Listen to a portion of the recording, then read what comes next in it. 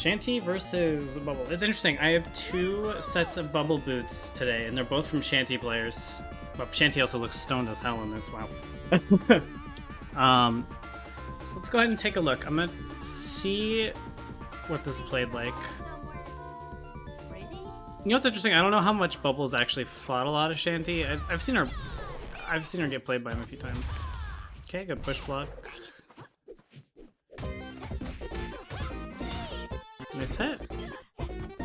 Yep, like it represents. Okay, immediately. Actually, I'm gonna turn my music down very slightly because it's a little loud. Okay. Immediately, what I am seeing is, let's go back and look at this string, right? First of all, this neutral is very well played. I really like the pacing of this. That was a super cool JC. Even if that was like a Stompsy, that would have been a really good JC. And you do the right thing. I think you take the right amount of damage, and I like the choice of HKD right here to get ahead in the meteor economy. What immediately sticks out to me is your pressure pacing on this. You do this so fast that you leave Bubbleboots almost no room for ambiguity on your block string. You do end up opening him up, and you do get like a quick 2C knockdown, but I think you may have missed out by choosing to do a really fast-paced string here. But this could have been a lot more ambiguous if you had just kind of slowed down the pace of your strings. The nice thing is you do stay in here against push block, which is something Shanty, I feel, does very well. I think that's true for a lot of people.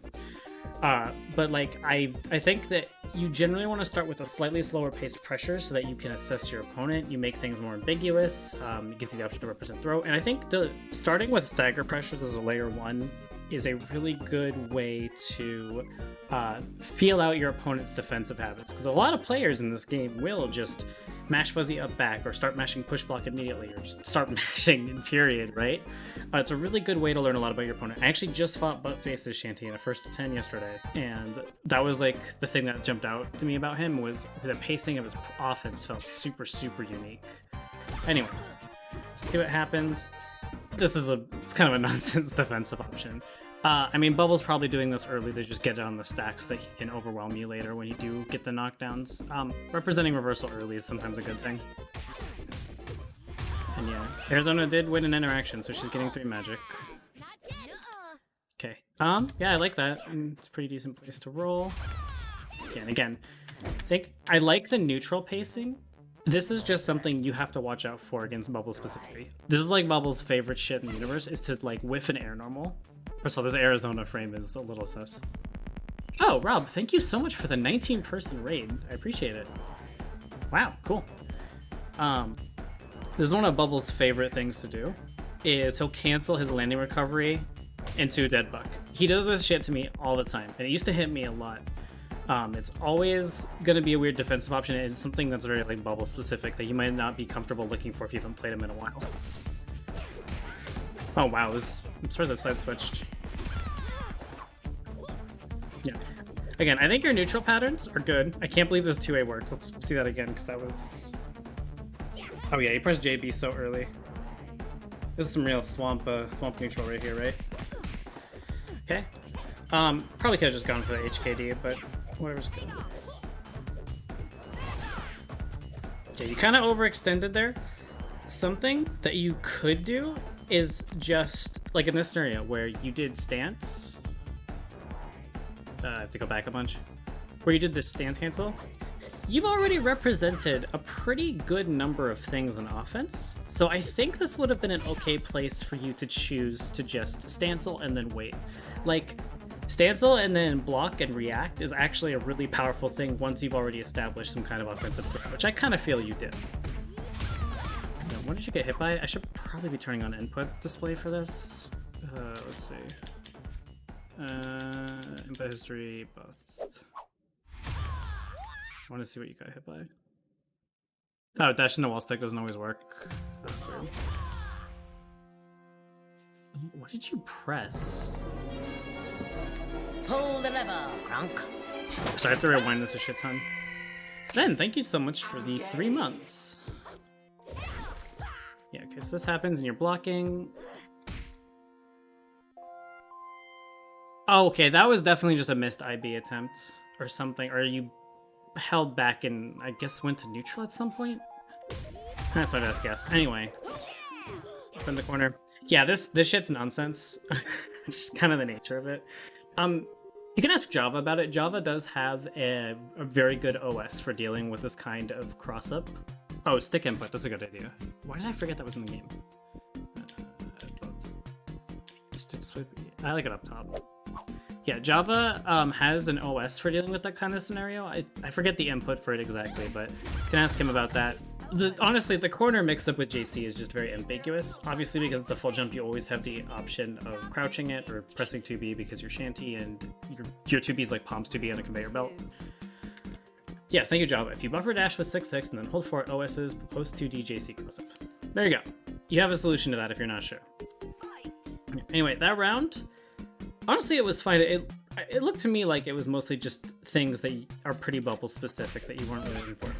Oh my god, this 2B. Can we turn on hitboxes for this, please? This 2B is so fucking funny. I cannot get over it at times. Let's watch this. As it's frame by frame, yep. Give me reasons we can be complete. Dude, this is this is so fucking forbidden. Oh god. Okay. Yeah, Shanty's 2B is cursed. Okay, HKD. Yep. This is kind of a bit of a win. You get able to burn some meter. Okay. Interesting. I'm not saying anything was wrong with that, but that was interesting. Okay. Yeah, you just weren't ready to hit confirm that. I mean, one hit confirming 2Cs honestly is really hard. I'm not very good at it either, and I'm not even sure it's like humanly possible in some of these 2Cs. I definitely can't do it. I think your pacing of neutral is good, but like, I think the big problem is your pressure pace. Like, imagine if you had just been slowing down these block strings ever so slightly. And like, look at, like, let's say that after this 2B, you just delayed before your 5C. This push block input might have gotten you a fucking 5C counter hit. And you're just getting pushed out because you're not varying your pressure tempo at all. I think this is the main thing you're missing. I actually think that you're... Hi, Sylv. I actually think that you're playing this neutral extremely well. I think you're going in at the right points. I think your movement, it disguises your intentions very well. You're actually winning neutral a lot. You're just not getting enough off your offensive opportunities. Especially when Arizona has no magic. Because when Arizona has 3 magic in meter, winning neutral is like not enough of a... It's like it's almost not enough to just win neutral against her in that state. You have to work with defensive RPS as well. Yeah, nice IB. Honestly, I think when you block Deadbook, I just like to fuzzy mash 5A. I just go with whatever's fastest. It usually works. It doesn't, that's fine. So good. You're playing this neutral actually incredibly well. But again, your pressure pacing's up. And Bubble's spending a lot on... Jesus, that sound. Bubble's spending a lot on CC here. Probably because he's really confident he'll make it back. Nice. Oh my god. Spend the meter to kill in 2.0. Okay. Spend the meter to kill in 2.0. There is, like, almost no reason not to. If you are Oleander and they are on a pixel and you're at full health, okay, fine. But for the most part, spend the meter to kill in 2.0. Always. You lose because of this. You could have been up around, and you wouldn't have even been that far behind in the meter economy. Like, you would have been behind, but it's so much better. Even if you win this neutral after, I still think that's not the right decision. Oh my god, you're so lucky you didn't die for that. Didn't spend the meter to kill. Spend the meter to kill in 2.0. Like, this version... I'm not even gonna comment on that. This version of the game is like characters can always come back on you. God forbid you're fighting Arizona or Paprika or something. Characters can always come back on you, and like, the win conditions in TFH are so decisive. If Oleander has 3 bars with a pixel of health, I don't care if Jesus walks through the door. You are not gonna come back from that. She is like still in a winning position. Very rare exceptions.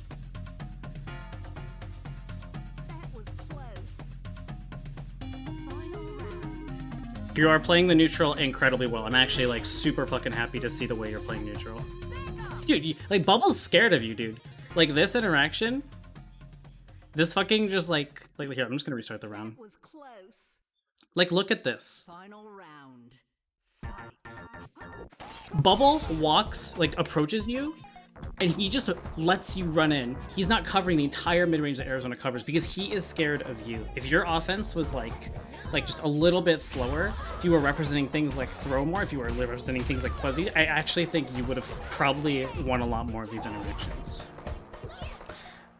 Don't roll unless you have a reason to. I'm just gonna say don't mash without backdashing after a roll unless you have a reason to. If you get hit with Fred out, I misplayed. If I get hit with Fred out, I massively misplayed somehow. Absolutely. Bubble doesn't have anybody that plays Goat that regularly plays him. Yeah. Dude, I mean, maybe it's a stretch to say he's scared of you, but Bubble's nervous about neutral because you're actually winning neutral like 99% of the time. Press an A. If someone wants to throw, press an A button. Don't press a B button. Don't take that chance. You ain't got no pants if you don't take that chance.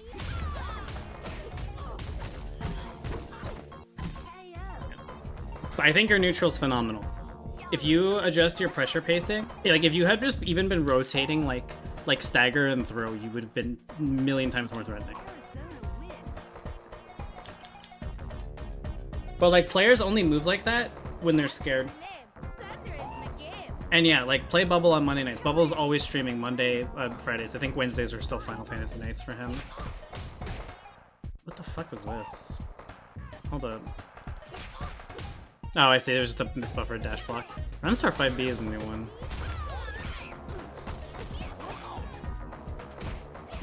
Yeah, you just gotta get comfortable looking for that. Nice backdash.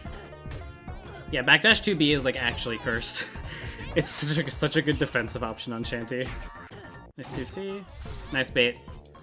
You can start mashing a lot sooner on that, I think.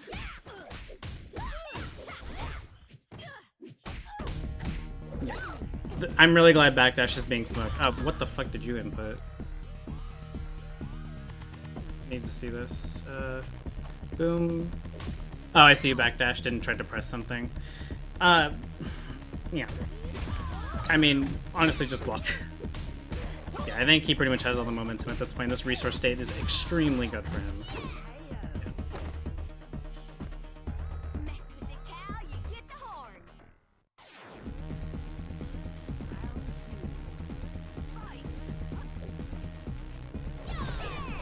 Yeah, he was looking for that. You've shown that a little too often. But he was waiting, I guess, to represent it.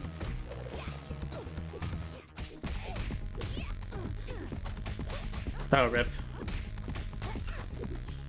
I can tell that was supposed to be a reset. It just wasn't. Good block. Oh, no. Yeah, rip.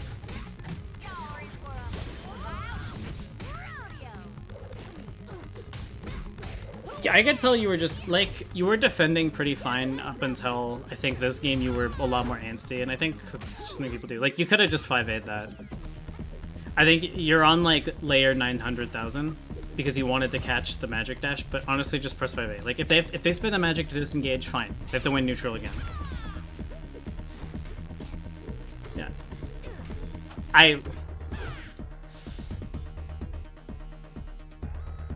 I'm speechless on that. I'm gonna say don't spin the magic like that. I understand why you did it to like disguise your intentions a little more, but I don't know if this is the time and place to do it, dude. Bubble's not the kind of player who's gonna crack on something like this. Anyway, I think your game 1 looked extremely good.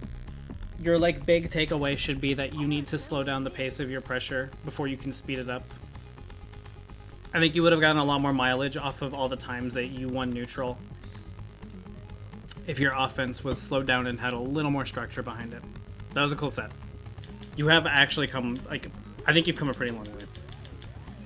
All right, how about Tim McGraw versus Vixy? This will be interesting.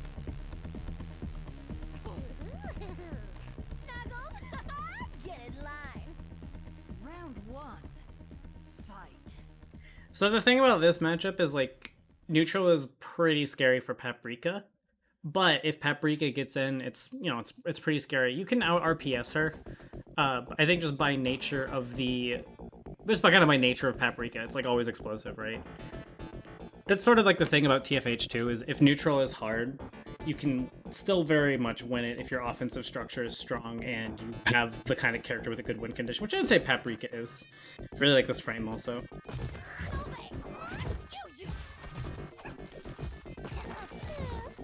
Yeah, you're disengaging really well. I think when you see command throw whiff like this, when you see command throw whiff like this, I just do 2B. Yeah, background start is really good. Yeah, you're disengaging this pretty well. Don't forget that you, I believe, can crouch. You can make the first hit of potted plant whiff if you're crouching. That might only be for the other gifts, but I think it's true for plant as well. Yeah, you just got land canceled. Honestly, if you're air blocking T-shirt, I would seriously just like mash the fuck out of push block most of the time, unless you have a reason not to. But it didn't look like Tim was really staggering it at all. You can see Tim is like this is the big thing, is I can already tell from the pace of this match that probably what's going to happen is Tim is going to outspeed you in neutral, regardless of the fact that you might be looking for the right things. I think that most Paprika players, Tim included, are very good at this, just in general. Yeah, corner carry. You are going to build a lot of meter, but it's not an easy situation. Yeah, she's playing very patient with you. This already should be a lot of... I forgot the luck creature. This already should be a lot of information. People who bait DP first on Wake Up are, like, honestly very likely to get hit by it as soon as you start doing it later, in my experience. And I know this because I am someone who baits DP first Wake Up a lot. You fight against Hakumen as Valkenhayn a few times, you start getting a little lost in the sauce. And it's something important to remember, and I think this is a good general lesson, is you do take away a lot off of lost interactions. Everything that happens gives you information, even if it doesn't favor you. But I can kind of just see by, like, your actions how just uncomfortable you are in neutral, and, I mean, Tim, like, smells blood. She's like a fucking shark in pools.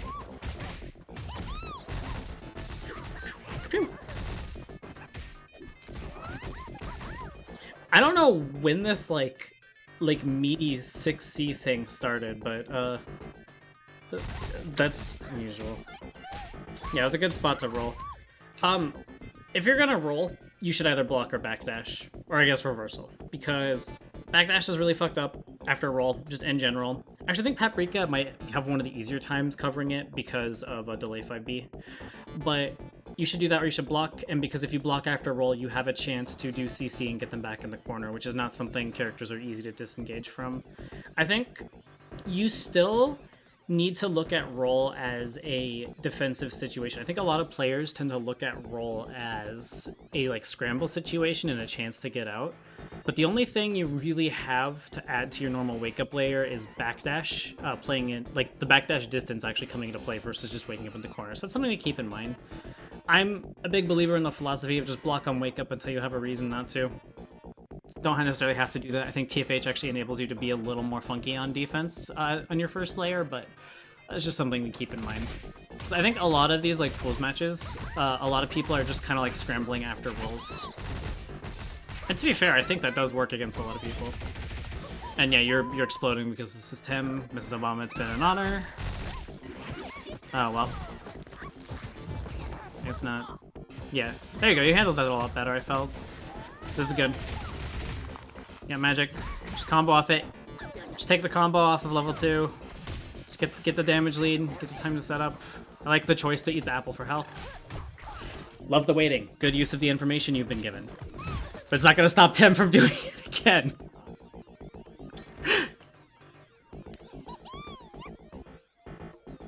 See, here's the thing, right? Is you showed you can deal with this. You have displayed that you can. Is that going to stop Tim McGraw? No, absolutely not. Because La Creatora has arrived, but even besides that, a lot of people, like it takes more than one interaction to truly discourage them. And again, Tem is just making faster decisions from you, so like answering something once isn't gonna matter. Like, you want to know the secret to how a lot of players in TFH place well consistently? It is not the quality of their decision making all the time. And this is true for any game. Like, there's always players who can place well, not because necessarily the quality of their decision making is always very like well rooted in risk reward assessment. It's oftentimes just comes down to play speed. Because when you are playing faster than your opponent, you are dictating the pace of the match, even if the quality of your decisions is not necessarily as good. God forbid you're playing a character who like just has really high reward on block in general, or on hit in general, excuse me. Then like it's kind of extra scary. So I would encourage you against these kinds of players to at least try making decisions a bit faster, because it's very clear from the replays that... Thanks for the follow, Oscar. It's very clear from the replays that you like understand how to answer these things. But Tim's gonna win this because she's playing faster than you. There's no gift, you can beat all the Pap teleports to 6A if she does tele bead, and 6A always in the 5A. Great, there you go. Free solution from E199. If you see a Pap put out cinnamon roll like this and sit there... Wow, thank you for the sub, Ryu Goomba. If you see a Pap put out cinnamon roll and sit there, one of two things is happening. They're charging either cart C or teleport C. The nice thing is, from this range... Oh my god, it looks funny when you rewind it. Nice thing is, roll is not going... Cinnamon roll is not actually representing a low until much, much later. It's like, honestly, something you could have honestly done is just up back and then keep blocking and then just look for the teleport, because then there's only one thing you have to look for, right? And just remember that Paprika can't represent low from the same kind of range as Cart C. Like, they're kind of banking on you preemptively blocking low for the cinnamon roll most of the time. I wouldn't say this is true all the time, but usually. And yes, this Velvet Frame is good. Oh my god, you're lucky that cinnamon roll didn't meteor and wake up. Tim has not shown that she will not do this after card A on ground block. So the best solution, lowest risk thing you can do is choose a number between 1 and 5. 4. The best thing that you can do is push block the first hit and hold back 100% of the time. Until they start showing other layers, that is the safest thing to do. If you want to be super... Oh my god. Pull the lever, Kronk. Icebound, thank you so much for the 4 gift subs. I really appreciate it. You guys are great. We'll let these sub notifications go through. Lever, Kronk. I'm gay.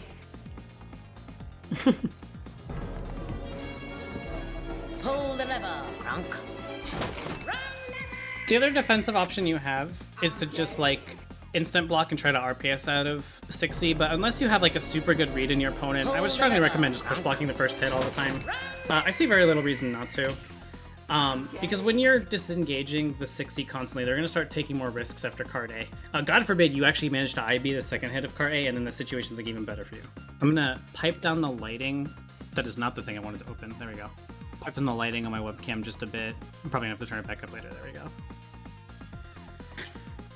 So yeah, like, I think Paprika is, like, a lot of Paprika players, and Tim, if you're here, I'm sorry, but like, just a lot of Paprika players in general, if you choose disengaging from these situations constantly, they'll just start throwing themselves at you.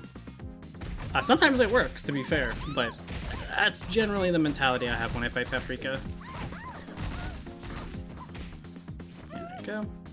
Yeah, there's the command throw. It's good. A little bit of just... When people IB card A, it's because they were trying to backdash. Sometimes that's probably true, yeah. I do IB it pretty intentionally, but a lot of the Paprika players have been fighting have gotten way better at staggering the timing, so I missed the second hit a lot. A little bit of a rule about fighting a command grab character is don't start up backing after they show at once. Just in general, I feel like you want to make the grappler. Paprika is like a off grappler. I don't even know what her archetype is these days. The creature character. When you are fighting a command grab character, you generally want to make them show command grab against you multiple times before you start up backing, because you make their job easier for them if you jump to conclusions too quickly. Yeah, you're rolling a lot. Yeah, the Mrs. Obama, it's been an honor archetype. Fear of grab is more powerful than the grab itself. Thank you. That is a great philosophy. Oh no. Oscar, no, don't fall for it.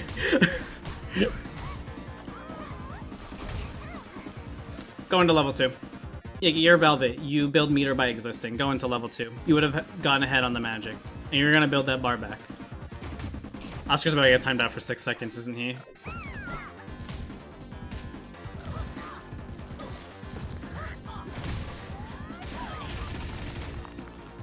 Okay. Yep, like this. This looks like a really good round. Do the combo. Bada bing, bada boom. That sucks. Velvet combo side switch all the time for some reason. I fucking warned you, Oscar. You got banned for 6 seconds. Oh, poor thing. Okay. What the fuck happened here? I'm really curious about this now. Oh, she was still in hit stun. Okay. This round looks good. I'm gonna say don't push block potted plant unless you have a reason to. I don't really think you get anything off it. I might be wrong. Someone might be able to know better. Gaijin, thank you so much for the 1 sub. Appreciate it. I would strongly recommend just normal blocking potted plant. I mean, the only thing you really have to look for most of the time is Tele B versus Tele C. Yeah, you are mashing roll like crazy. Like, I can see how anxious you are in this matchup. Push blocking, potted plant can let you AG the run-up mix. See, I'm always hesitant of that because every Paprika player I fight will just wait for AG to end before they do something. I understand why you would suggest that, though. I think if like a Paprika player hasn't necessarily shown that they're going to play that pace, it's a good idea. Why is my webcam so bright? Yeah, I think you should just lay off the rolls a bit. I think you're just getting hit by like a lot of post-roll situations. And yeah, Ms. Obama, it's been an honor.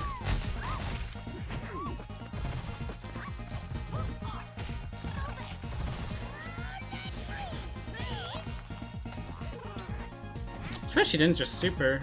Maybe that doesn't work. Love that. Webcam exposing me as whiter than the Brits. Dude, I'm actually Mexican. Only half though. You wouldn't guess it anymore because when I got married, my last name changed from Rodriguez to Landers.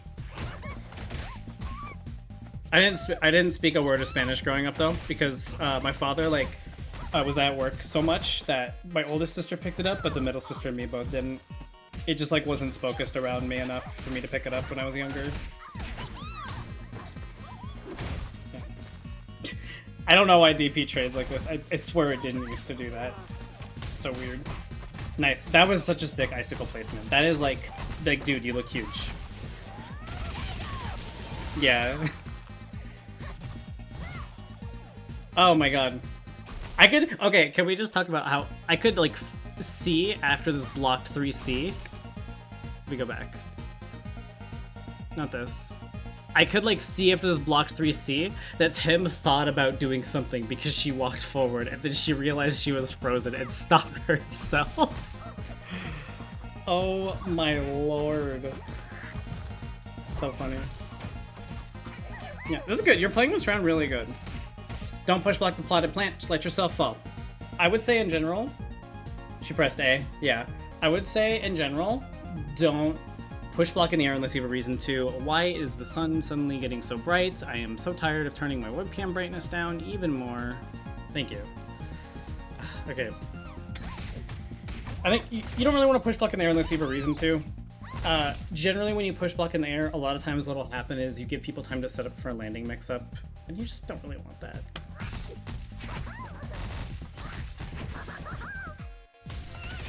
Mrs. Obama, it's been an honor.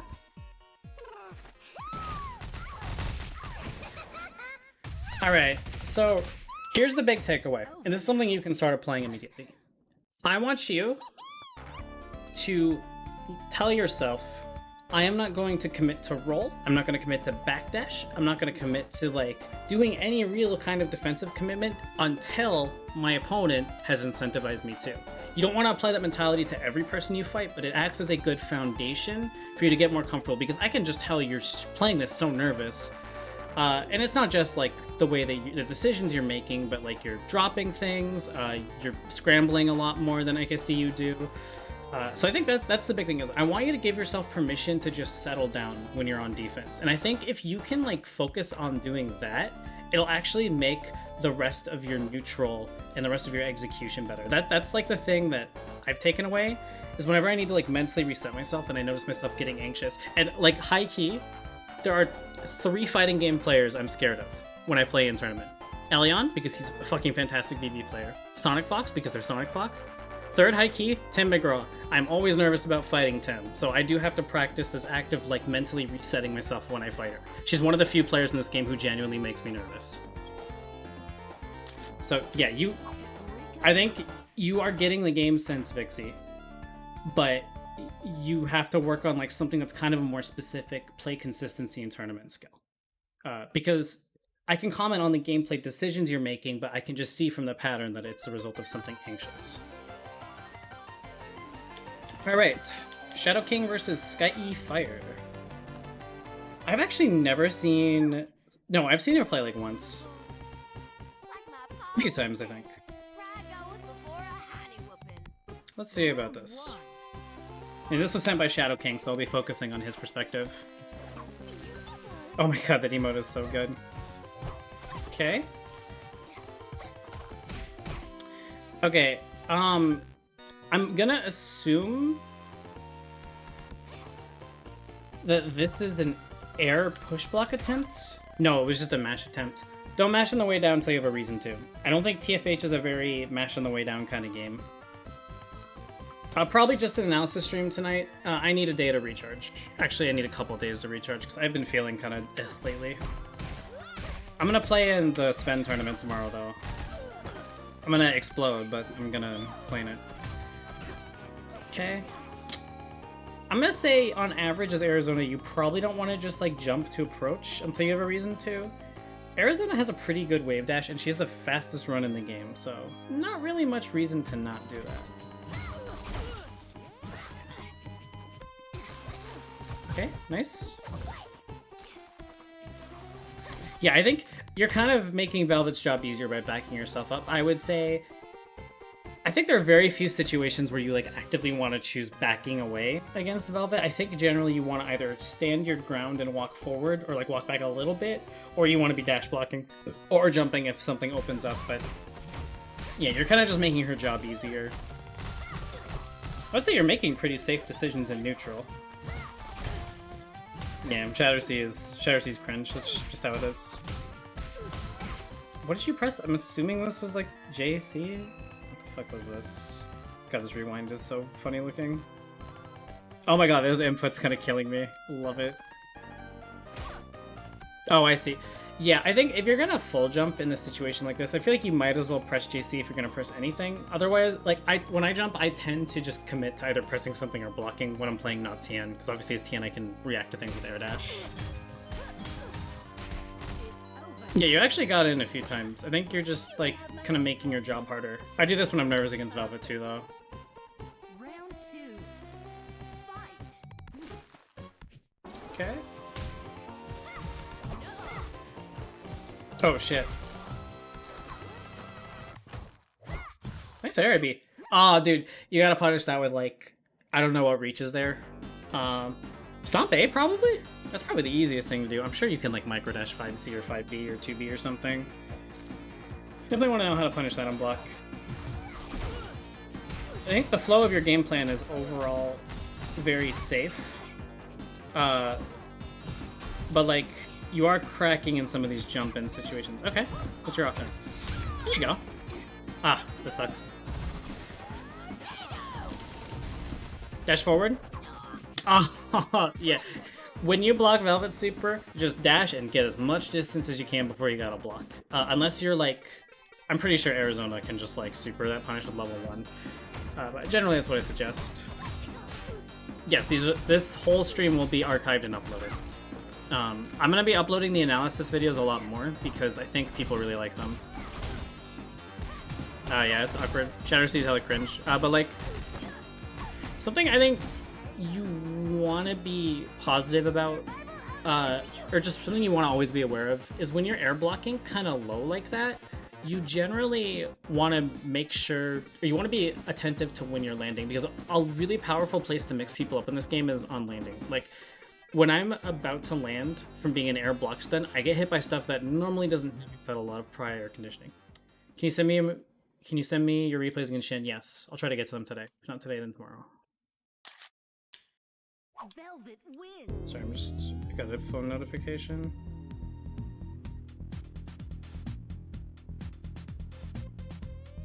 Why am I being... Oh, I got tagged.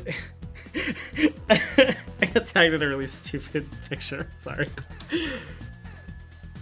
Okay. So, 2 big tips for most characters when you're fighting Velvet. Dash block till you have a reason not to. Don't back up without a reason. IB the fuck out of her pressure. As a layer 1, you have to adjust to the player, but that's a pretty safe way to do it.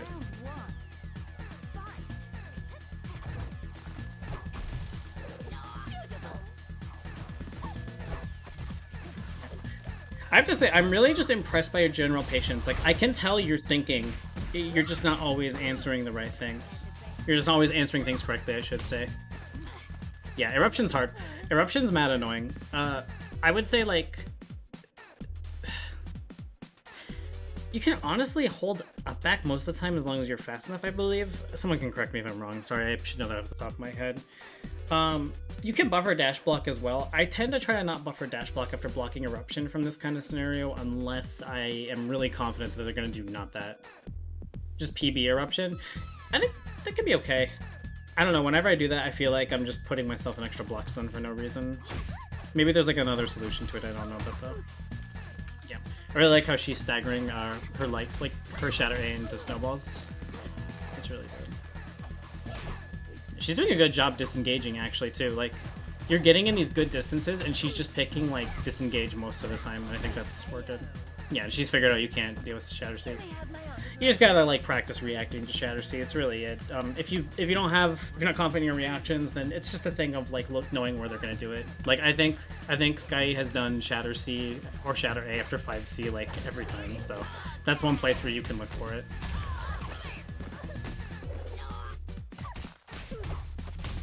Yeah, you can also backdash Eruption. It's just a little bit of a later timing than you're probably thinking about. Oh yeah, it is only 2 frames. Aw, man. Just gotta hit confirm. You're actually getting some, like, decent neutral wins this round, too.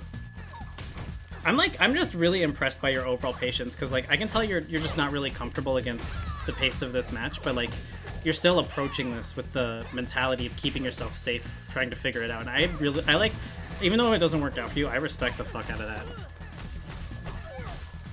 Yeah. I do think, though, you didn't really represent anything threatening on offense. Oh, okay, hold up. What do we got? Oh, this is so risky. Yeah.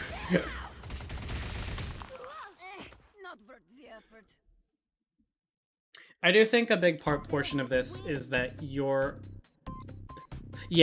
I'm trying to not think about the connection factor too hard because I feel like it's not providing comfortable feedback. And if you played the match and you knew that it was impossible to see Shatter Sea because Velvet warped into the purple dimension and back or whatever, or you're jacking into the battle network, then you know that. You don't need me to tell you. Yeah, like, I would just say you could have probably done a little more on offense. It didn't look like the pace of the match was going to let you do any kind of stagger pressure, so honestly, you could have just leaned on Stomp Rope a little more. I think, as a general rule, you probably should always try Stomp Rope on most people. There's a lot of problems with it as your late base game plan, mainly how vulnerable it is to instant blocking, but you should always test it because some players just will not deal with the Stomp A tick throws. If you have that kind of tool, which I think every character probably has at least one, it's worth testing on someone you've never fought before. Obviously, if you're playing someone who you're familiar with, you can skip that layer, but never hurts to check. And I think actually most of the offensive interactions you won were from Stomp Rope mix-ups, so. Yeah, I'm impressed by your patience in neutral, dude. Like, you've come a pretty long way on that front from when I used to watch your old replays, so good shit. I'm really proud of you. Alright, SlayCrol. Let's get this over with. This, I have a lot of... I'm gonna have a lot of things to say. I'm gonna also be mad biased because SlayCrol is like one of my boys. Good, dude. You should feel proud about the matches you play. I have a hard time with that sometimes because I'm very hard on myself. Okay. Quack, quack, quack, quack. Hey, yeah. Nice. I fucking love that you're representing... This goes, like, contrary to the advice I gave earlier. I fucking love you're representing this as a layer 1. This is the kind of shit that, like, makes people overthink. Because I guarantee you, your first wake-up interaction is gonna stick in his mind. There's a really old story in Massachusetts of someone in SF4 just doing DP and wake-up twice in a row, and then never showing it for the rest of the match. And then the other player playing around DP for like the entirety of that set and losing because they did that, despite the fact that it was only actually shown twice. So there's always a lot of value to this. It's actually something I'm still learning to do as well because I hate committing on defense, but it's good to know. Yeah, it's good. You look so freeform. Yeah, and Darm's doing a really good thing with dash blocking. I think... I'm not gonna say you did anything wrong here because I don't think that's true. I don't really know if you need to be preemptively putting out JC. I feel like if you're wrong about this, you actually give up a lot of positioning, and you don't quite lose neutral because you defend really well. You're kind of mashing push block in the air a lot, to be honest, but I don't know. I wouldn't really commit to something like that until you have a little more reason to. Yeah. And you have to be looking for this. Like, one thing you should always be looking for in this game, like, is people are always going to try to act when they neutral jump like this if they think they can get away with it. Really, I think the best thing to do against this kind of mix-up is just block it. I wouldn't really recommend... I don't know. I wouldn't really recommend trying to answer it with a normal, unless you have like a really fucking hard read and you work out at the library and your brain is expanding. Especially since this is game 1, round 1. I wouldn't commit to that kind of start unless I know it's just going to be a raw reaction. Okay. What do we got here? Oh, you wonder if you're going to DP again. Nice. This is really good. I think this hadn't really come up yet, but I can tell that you sort of knew this was going to work based on the spacing, because a lot of TNs will telegraph their spacing with JB like this. And you should fucking delete this, man.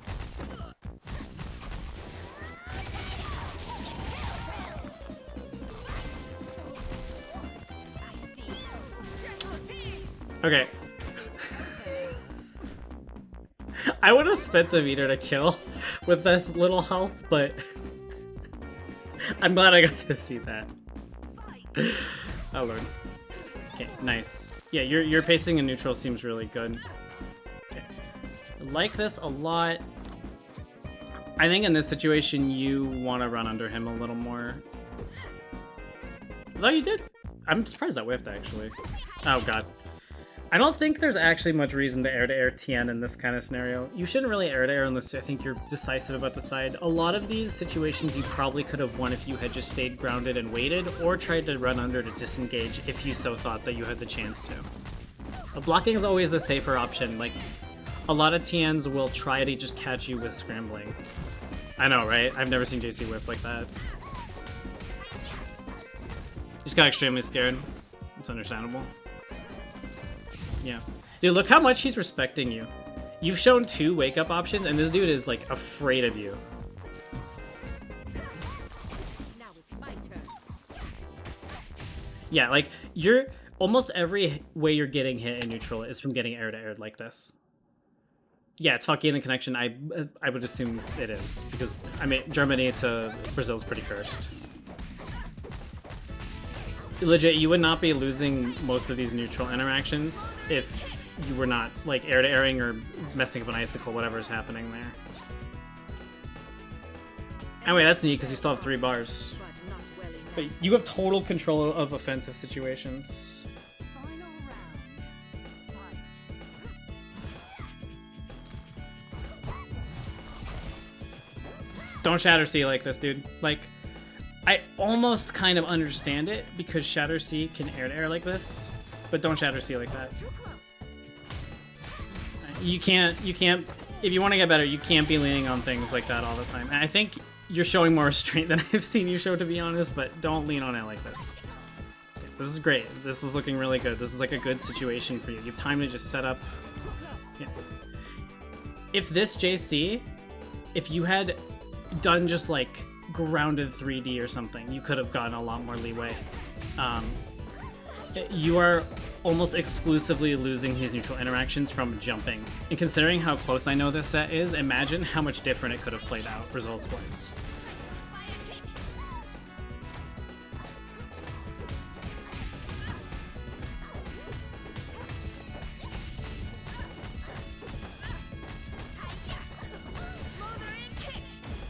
You should be dead.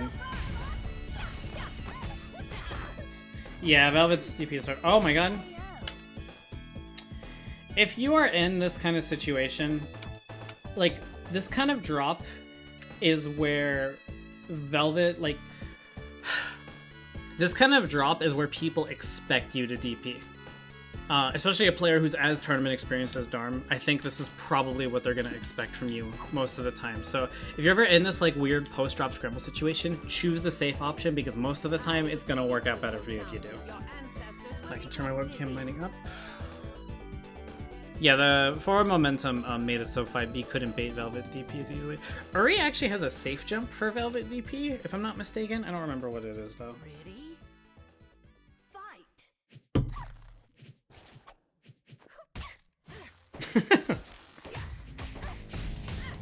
I'm unclear as to why this was not blocked. Maybe it was just connection. I don't know.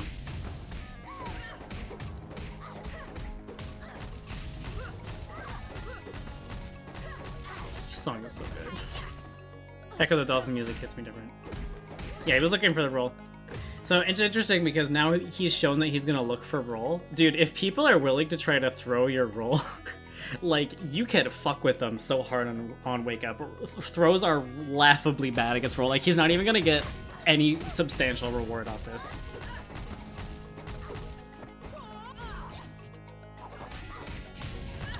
Don't buffer backdash when there's space like this, unless you play Oleander, then I think it's okay.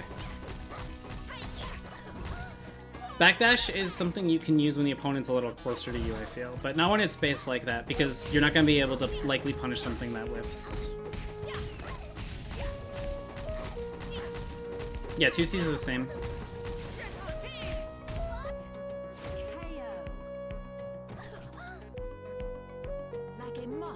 Yeah, Oleander has more hurt boxes in startup, which I think is honestly a change for the better. Sorry, y'all. Y'all got no sympathy for me. Spend the meter. When you have 3 bars in TFH, you are losing on your effective meter by not spending meter. I don't care if it's on CC, I don't care if it's on breathing, I don't care if it's on super. Spend your meter. Throws are like... Okay. Let me... No. We're just gonna get this over with. Throws are like very situational against rolls. They have one active frame. There's a million variables as to the spacing, to the timing of their wake up. They're not even very good reward. There are very few characters who can really get something other than possibly resources and corner carry on roll. I would say it's a little bit different from certain mid-screen enders for like Paprika. I think she can throw rolls a little bit more, but on average, like, if someone's throwing your roll, they are committing and sacrificing so much else to be looking for that. It has actually, I think, in a lot of top players, just trying to throw rolls has fallen out of favor. I would say a much more standard solution is to like make the side where they're going to roll on ambiguous. So you kind of can think of punishing roll with more of a free mix-up attempt than you can with a throw. I would say you can throw for a roll if you work out at the library and you have a Gigantamax Brain Read, and you know that the throw will kill somehow. That's the only time I would ever even consider it. It's actually like it is seriously not good. Because if you mistime that shit, and this is a scenario with a lot of variables, keep in mind, it's not like other one-frame timings where there's some amount of consistency to the situation. It is a timing that has a lot of variables, and because of the throw whiff recovery increase, you can just get hit by like Wake Up 5A for whiffing it. Strongly advise against throwing rolls. If you disagree with me, that's fine, but like strongly advise against it.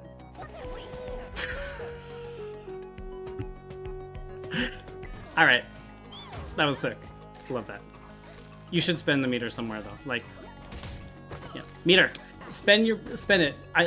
Dude. It almost doesn't matter. It doesn't even matter if you're like, I don't know. There's almost no reason to even think about meter greeting because you're probably gonna build this back. Now you spend it. Okay, fair enough. Set up, shoot the ship this boy out. Bam, good, perfect. Very good round. Could have optimized aspects of it a bit more, but good round.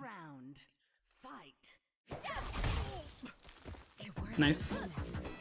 I mean, be careful about that. Oh. Okay, see, I actually think Shattersea does have some use in this matchup as a bit of a cracked air-to-air. I would still be careful about it. I'm glad it's hitting. Like, good, but yeah, that's not a sustainable choice. Air throw's gonna be buffed so strong. I would like to see air throws buffed, yeah. I actually think up backing's fine in this version. Like, I think up backing is in a much better place, and I think the pre-block change is really good. And the lack of the like weird push block air momentum bug is really nice too. Yeah, Shattersea is not something I'd use as a layer one. I would think of Shattersea more as like a weird air-to-air and a low crush with a lot of active frames.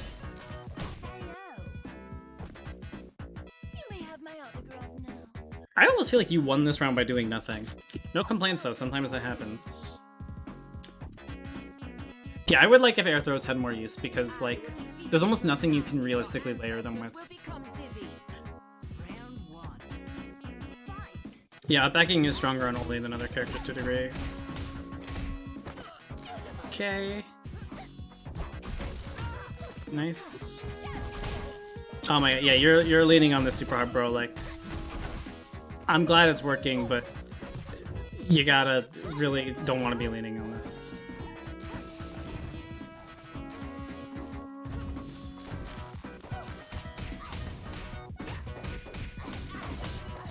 I feel like your pace in neutral is really good when you're full screen. Yeah, like if you had just like dashed up and pressed something, I think you would have been in a better scenario. I think you're choosing setup in spots where you may benefit more from representing mid-range. I would say you probably didn't represent the mid-range enough, especially because you actually did get some really good 5C hits.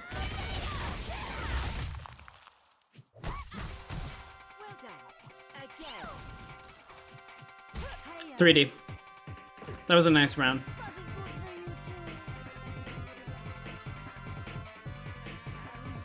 See what happens.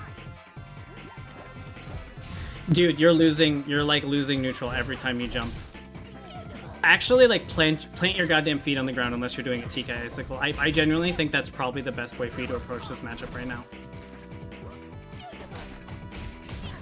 Yeah, that he committed right there, but I think he had a tick on you, or he had a card on you doing backdash icicle something, because you had shown that a few times in your neutral pattern.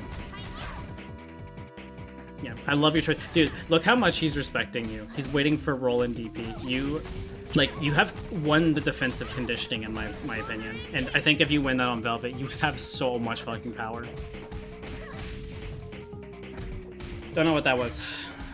Probably a whiff push block attempt. Ooh, wow, he's really confident. Yeah. Like a moth to the flame. Final round.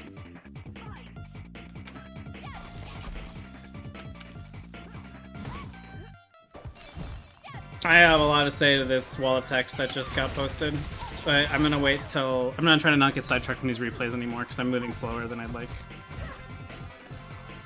This is good. This is a really good position for you. I like that you're purposing mid-range. What'd you press? Hold up.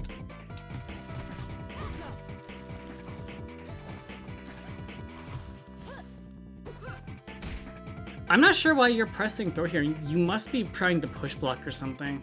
Either way, I think if you did A-B push block, you would have whiffed a 5A and that would not have gone whiff punished as easily. Sloppy finger.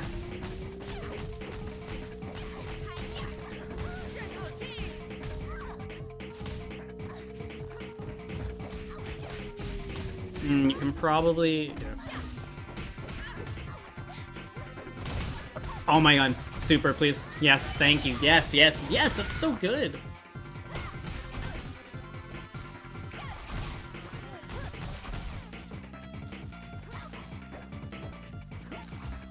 This is so good. This is really good. You can set up.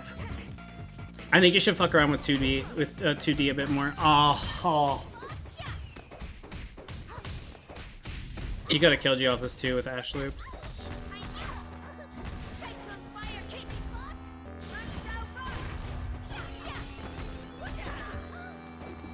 Oh, you have a chip.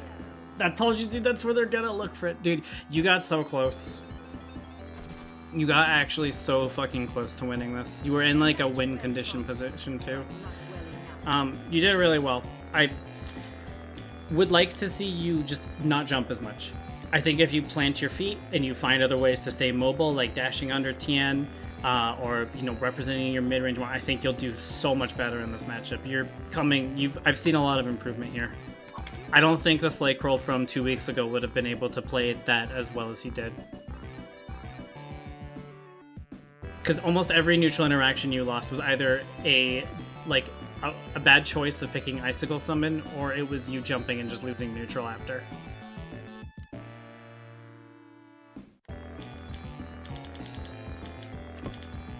Okay, so I've got technically 3 more sets. I think this one's gonna be a long one. We're gonna do Dem vs Uri. I'm gonna do probably both the Oscar matches, and then I'll do Ice's match and probably wrap it up for the day. Why am I getting tagged in Discord still?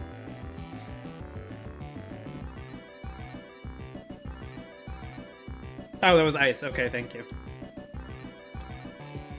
Alright, this is gonna be interesting. This is like the thing that I had the most visceral reaction to when I looked at the bracket, because Uri is a very, very good BB player, one of the best fighting game players I've played, so he's still pretty new to this game, relatively. Like, he's played it on and off, but never for more than a few days at a time. Okay, this is really good. Anyway, Dem was the one who sent me these, so I'm going to be looking at this from his perspective. These are good approaches, great counter poke 5B, good hit confirm. Ba-dum-bum-bum. Yeah, he's really baiting out a wake-up option here. It's clipped. Nice. Good offense. Dem has like the best Paprika offense in my opinion. Good bait too. Oh, yeah. Honestly, I would have just taken the 5A punish since I know it's going to be counter hit starter anyway, but can't fault you for going for the B punish. It is the best thing to do. I think I just tend to choose the easier punishes, to be honest. Let me see the inputs for this. Let me rewind. No, back even further, I guess. Yeah, it was a little too late. Yeah, I like how Dem's just waiting after the... Like, this is a really good lesson to take away is waiting after they push block something like the first hit of T-shirt, because then you can try to just react or, like, wait for them to commit before you do. Okay, let's see what I'm here. Okay, blocks. What's the block strength? 5C, 2C, fireball. Oh, I guess he tried down forward. Okay.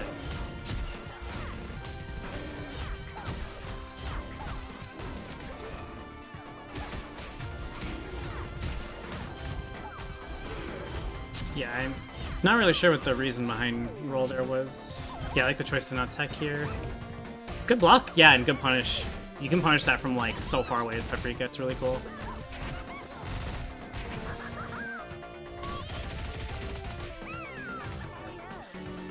Dude, if you want to know how the fuck do I fight Oleander and Neutral's Paprika, this is it. This is like the high level player's approach to do to this. You're seeing Dem like doing a lot of really good jump in choices. He's instant blocking fireballs. He's rotating in dash blocks. He's poking in some really smart spots. Great use of 5B. Yeah, I love that call out on the stagger and then reset with cart A. Ooh, this is looking really, really clean. Interesting choice to just take the level 1 here. Oh my god, it does so much damage.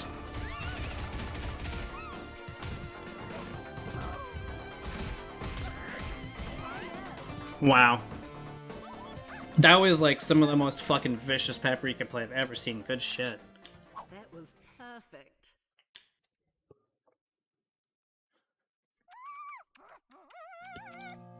Fred, look alive. Of course. Round 1. Fight. I don't think Devin's here. I do things from his perspective too, but I'm focusing on him. Yeah, God. Dude, if you see Paprika, if you see this, this is the fucking, this is the fucking death crawl. They're up to something. Yeah.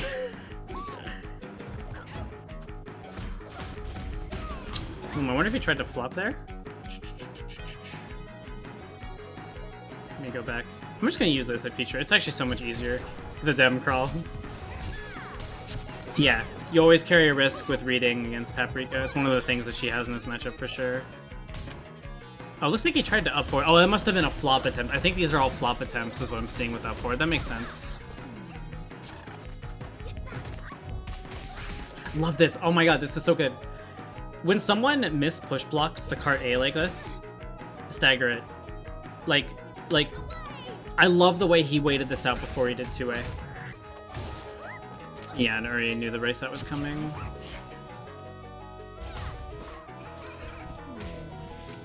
Yeah, I just waited out the trap. I like the decision to wait out trap there.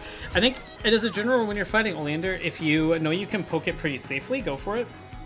But I also think that as long as you're staying in a range or you have something to threaten read with, you're generally okay to just wait that out.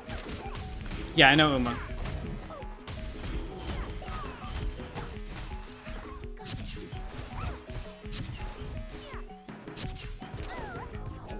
Yeah, good fucking patience. Ooh, risky eat, but he did get it. Okay. Such a fucking good reaction. Oh my god. That was really good. I guess he tried to take there. I guess what happened is Uri push blocked. Let me see.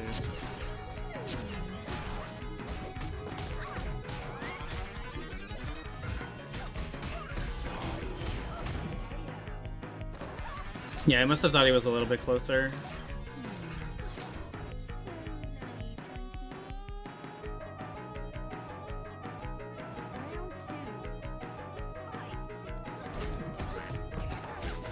I think if you want to learn about fighting Oli, like in neutral and how to approach that, this is like a good set to watch.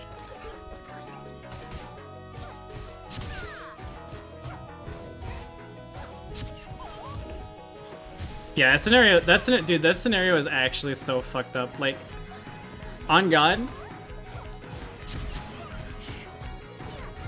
Like, if Uri had just canceled into teleport, this would have been like a cross at 50-50.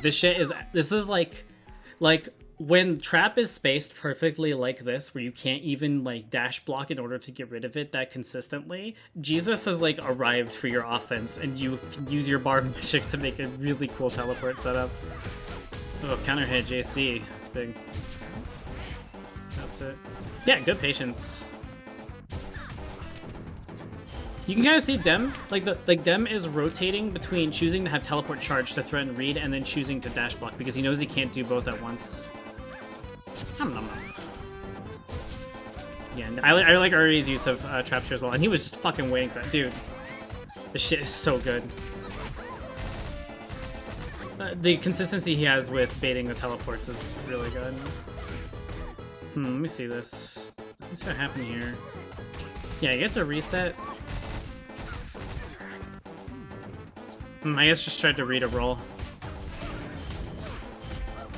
It's kind of, that's like the shitty thing. 2-2B will uncross up. Yeah, if you have time, you can definitely do that. It's usually kept pretty tight when it happens for me. Good defense against Fred. Oh yeah, nice. That was a good bait on the CC. Just no match for me. Oleander wins. I feel like in general in this game, you want to pick between mid-screen HKD or corner carry, but you don't want to do like mid-screen soft knockdown if you can avoid it, just because there's so many variables that people have on wake up and a soft knockdown. And unless you're playing a character who can cover them mid-screen okay, like Tien can cover them mid-screen okay, it's probably not the best option to go for it. Then like I really feel like the best way to answer roll is to like 2A them, and then have a 2A autocorrect, or if they're too far away from you, just wait it out. I think that's the best approach. I think a lot of people are like too interested in trying to tech chase things, and I think the best thing to do is just kind of wait and then try to like react or look at the situation that happens after.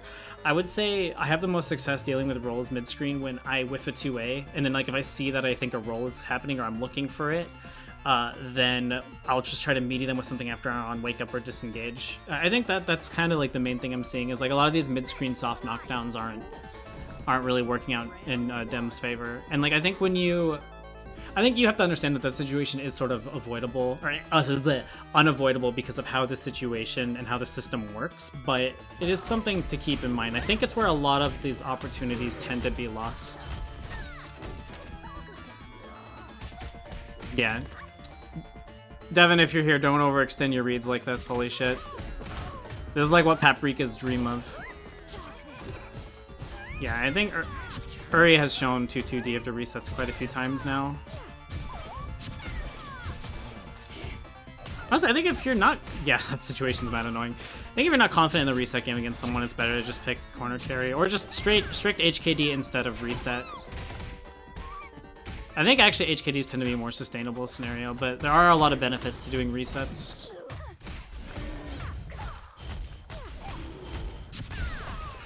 Tap can 2C tech roam both directions. Yeah, I think for the most part, if you have a big normal and you wait for the side to autocorrect, you can. It's over now. So naive. Yeah, I really think hard knockdowns mid-screen if you want that, or just going for corner carry is probably the best scenario. I think Uri is just also really experienced of a fighting game player, so like these kinds of situations don't scare him as much. Like, this is something that's true for Uri as a fighting game player, and also Amaron as well, is like, some players will choose disengage all the time with RPS. Players like Uri will not do that. They will walk with you to that corner if you make them play that game because they are confident that they'll out RPS you. I'm not a player who has that confidence. RPS is a really big weakness of mine, as I was telling E199 earlier today.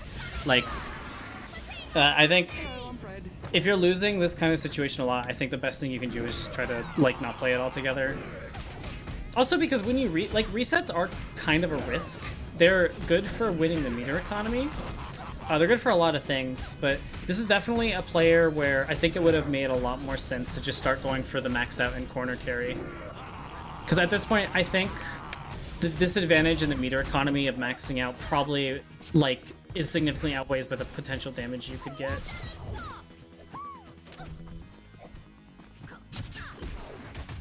Oh my god, holy shit. Uh-oh. Paprika with 3 bars in this scenario is a threatening aura. Oh no. Yeah. Just no match for me. Yeah, I mean, this kind of brings up a really good systematic thing that's good to talk about, is like 2.0 is a lot friendlier to HKD and reset game plans than 1.0 is.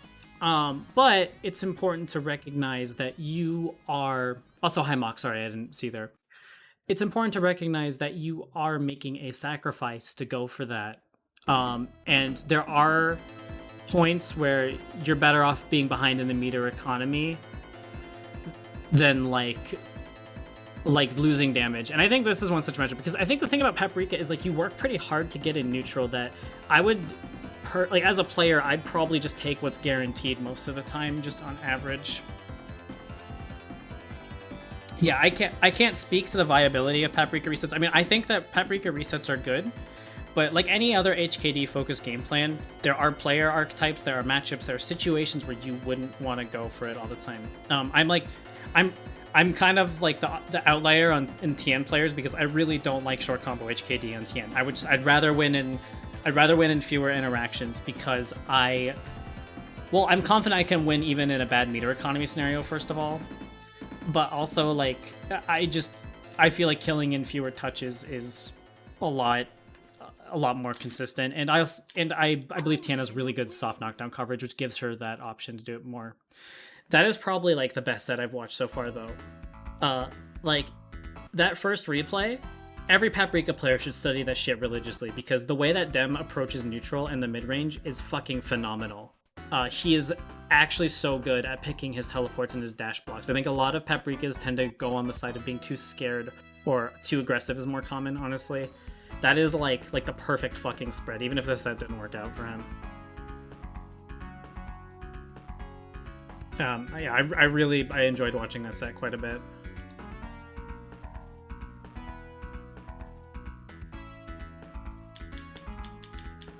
I mean, like, if Dem's losing faith and resets, he's entitled to feel that. The main thing I feel is that, I mean, you can't just not go against the norm if you have thoughts on something like that for playstyle. I mean, it's never a reason to not try something. I mean, dude, like, I deviated so hard from how every team was playing the game when I started, and it seemed to have worked out for me. Anyway, here's what I'm gonna do. I'm gonna take a 2-minute little bathroom break, get some more water as well. We're gonna watch Java versus Bubble, which I think everyone's excited to see. We're gonna watch both the Oscar sets. Oscar, I know you waited a long time. Hopefully you're still here. And then we'll watch ice sets, and then I'm gonna do one more little thing before I wrap up the stream. So hang tight. I'll be back in a few minutes, okay?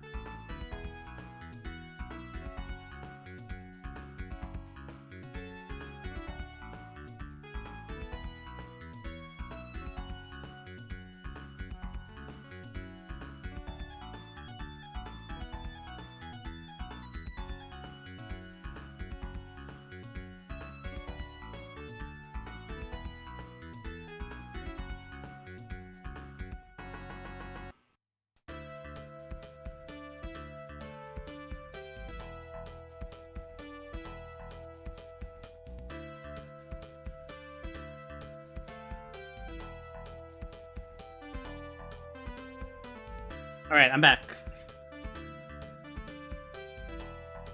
Yeah, hello, sorry. I just finished your sets. Yeah, you played the neutral really well. I think this is the kind of player where 100% of the time it would make a lot more sense to go for the corner carry and max out once they've shown that they're willing to RPS you out of your resets like that. Especially because you won so many scenarios when you had him cornered in game 1. And then I went into this huge tirade about like, you know, when you should pick reset, when you should pick corner carry, and maxing out, and like the risk reward consequences of both. It's whole thing. But yeah, the way you play neutral in that matchup is absolutely phenomenal to me. Like seriously phenomenal. Okay. Javamorris versus Bubbleboots. What we've got? Might switch up the playlist in a minute. Oh, good God.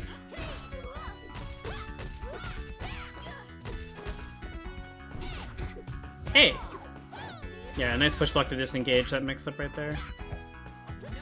Yeah, so Foxy, if you're still here, you can already see there's like a tiny bit of like pressure pacing and variable pressure pacing is slowed down a lot more compared to when you went neutral against Bubble. Bubble may not know that's plus.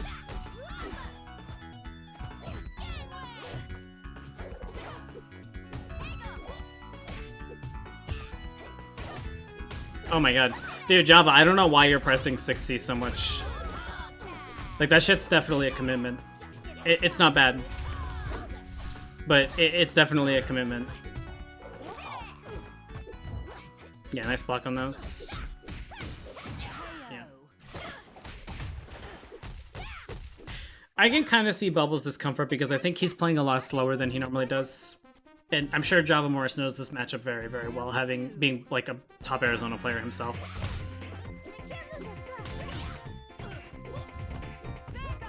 Oh lord, this is my favorite fucking shanty situation. Oh, let's go back. This shit is so good. Like, first of all, if you don't push block this fuzzies, if you do push block this, you are eating jump C versus throw, which is a fuck ton of damage. Not to mention, if you're not very good at dealing with JC, you can still just get naturally a high load here. This is like if you ever wanted a layer 1 that'll get you out of pools, this is the shit that can do it.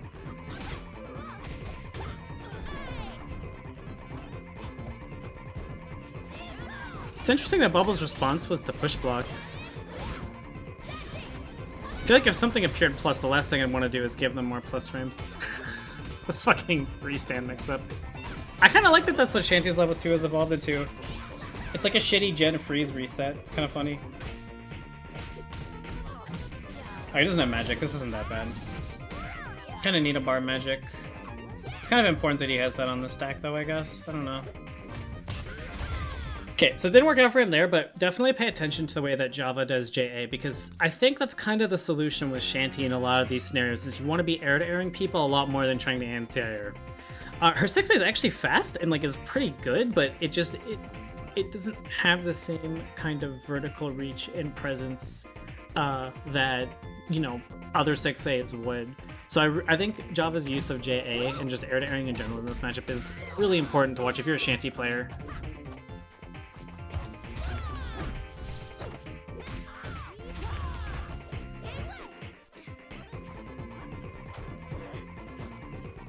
Yeah. Oh, that was a good reaction, 6A. Oh my god, you're so lucky Bubble didn't kill you.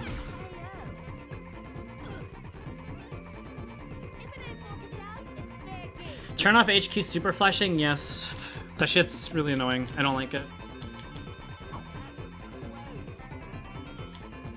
Yeah, I think the main thing here is like think about the pace of neutral that Java's playing, and this is something I just kind of started to take away, is Java is playing really fast. This is layer 1 at neutral. He is doing things like short hop JC in neutral in order to force Bubble to respond more on prediction rather than just looking for something and answering it.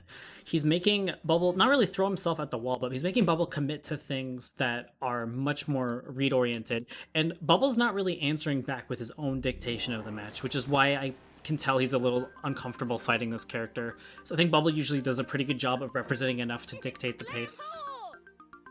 And now because Java has established so much forward momentum and such a fast match tempo, he can start just slowing himself down and choosing to react in situations where he may have chosen to commit before. I say as he does fucking round start 6C for the second time in a row. It's so good, dude! Oh my lord. This, 9 times out of 10, if you see a full jump JC like that, mash out of it. She is still plus a little, but not very much. Your backdash. So much backdash representation is set. You should be representing backdash because backdash is insanely fucking good in this game. There is so much, like, there's an unreal amount of pressure on Bubble in this set.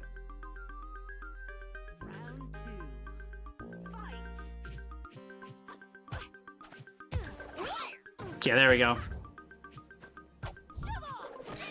I really like that Java's just representing jump and block here because he's making Bubble want to look for that more often and answer it with 6A. That's valuable information to have down the line. Oh, what an air to air.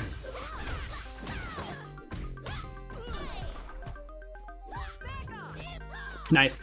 This is the shit. This shit is what you do. When you know someone's gonna push block in a situation like this, you fucking represent something at the end of the push block. You take advantage of the 25 frames they give you. That is so important.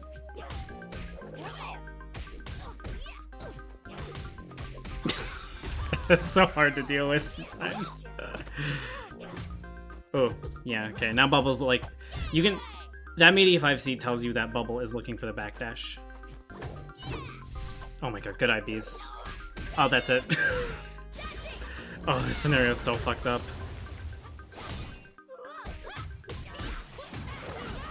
Boom, boom, boom, boom. It's like a marvel. Look how much damage that did. Oh.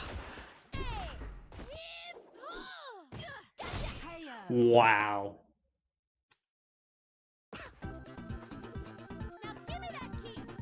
You know that thing I just talked about with Tim's match? About how she was playing really fast and she's always trying to make you respond to her tempo? This is that shit in practice. Java putting so much on the table for Bubble to think about and have to respond to and giving him no chance to represent his own match tempo. And it just like, it didn't even really matter the fact that Bubble's decisions are usually good.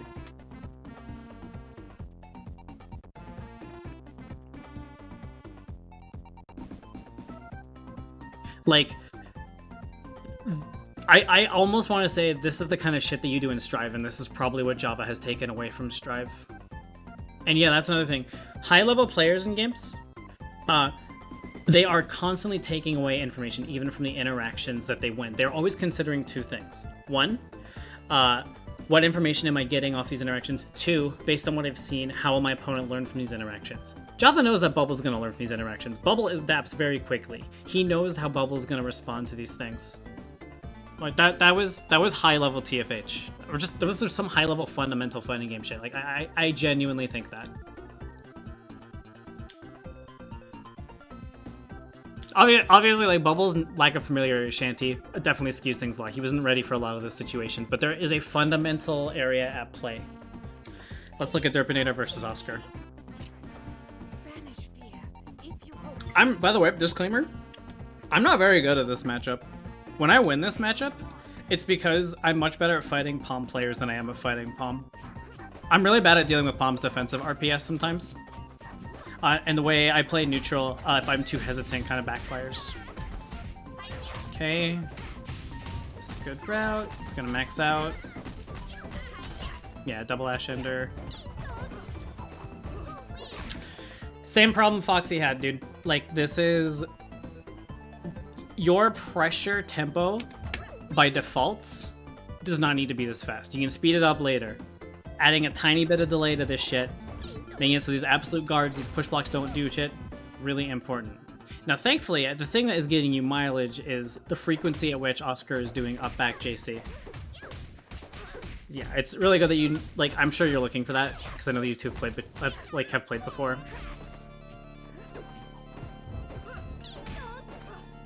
Yeah, you are playing so much faster. And look, there's a CC. Nice throw. Yeah, and this is a good situation for Palm. Yeah. You want to absolute guard that JC if Bitey is out. Generally, even if you don't have time to visually confirm it, if you block Dig Dog like this in the corner, there's probably a Bitey that was summoned after, even if you just kind of miss it from like, God, that looks so funny when I play it back. That is like super important. It's just assume Bitey is there after that they summon a dog, because you'll see if it's Mama and you'll see if it's Chopper. Yeah, that was a really good spot to. That's a really good spot to try to 7D, I think. I like that you waited for Mama to be on cooldown. Yeah, you just spend the meter. A match well fought, but not well enough. Round 2. I think you're playing the neutral pretty well too, for the most part, so far. Maybe not there. I don't know. I think up back air dash in this matchup is a way higher risk than it is in other matchups, just on average. I don't really... There's reasons to represent it, but I don't know if you want that to be a go-to neutral pattern. I think it's better to just dash block because you pretty much outpoke Palm on the ground. She has like big buttons, but they're much more of a commitment for her than they are for you. Good blocks, like the use of Absolute Guard. Yeah. I think if you 7D like this, you should probably air dash forward and like you should probably air dash forward and either block or just wait it out, because like I think just raw 7D and then falling without an air action is situationally good, but I think you have to represent the other side of that first.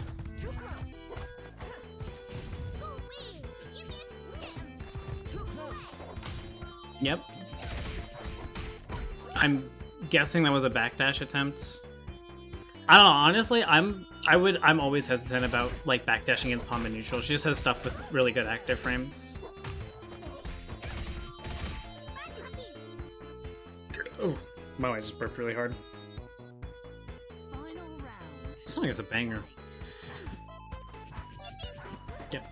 I think this pace of neutral, 1,000 fucking times better. So you probably recognize that. Yeah, good disengage from here. Again, I don't think you're getting anything out of up back JC, like air dash forward JC. I really think you should just like dash block more. You can win the pressure situations off these block JCs, but because Oscar is IBing and push blocking it with varying differences, it's a lot harder to win. This is a good hit.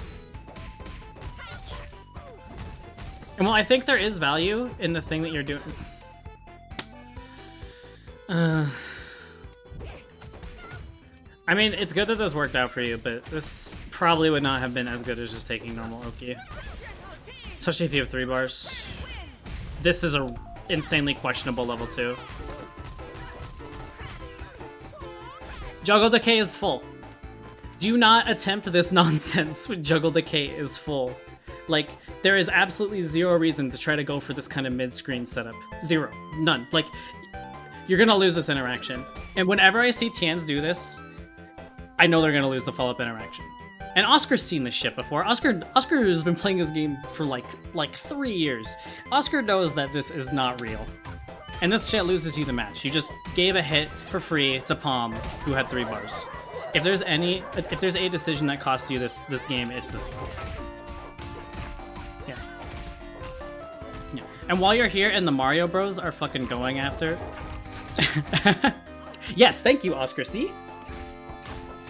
Like, if you're here and the Mario Bros are bouncing you back and forth like this shit, like this is the win condition for Palm. Yeah, and he's just gonna super here because you're just gonna have to fucking hold this. Like, you're gonna get chipped out.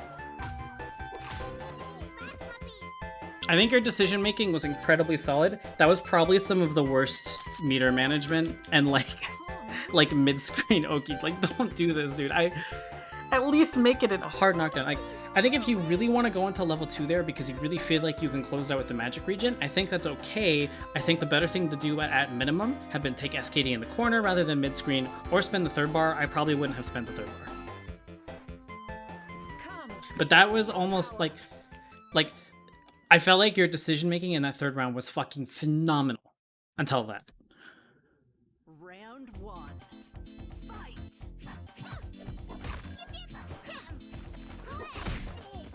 Yeah, like this neutral pattern's not gonna work for you. I don't think you're even really establishing a whole lot with it. I think if they're cornered, then you do have a little more leeway to do that with. So I understand it a little more in the corner now that I'm thinking about it again. But I think mid-screen, you're just better dash blocking. And I know you can play grounded neutral. I've watched you do it twice in this set, in fact. I think that's a good thing. See, when you play neutral like this, you do so good. You're winning space. If you were just a little bit better at responding to push blocks, I think you'd be able to start pressure on these. Oh, this shit was cursed. Hold up, hold up. We gotta see this again. What the fuck happened here?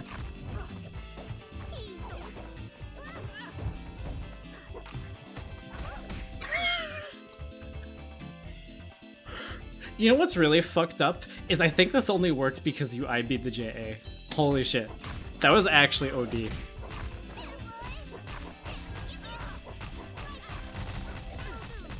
I think your defense for the most part is solid. I would say you probably push block a little too much. And you press 7D really quick. I think you're putting a lot of pressure on yourself to get out quickly. And I think you're capable. I've seen your defensive reaction in terms of high-low work really good. So I'm not sure why you feel so pressured to commit. Like, it's so interesting because for everything I feel like you're doing well in this matchup, there's like a little asterisk next to it, and there's like some other component that's either just an incorrect decision or like just an incorrect approach.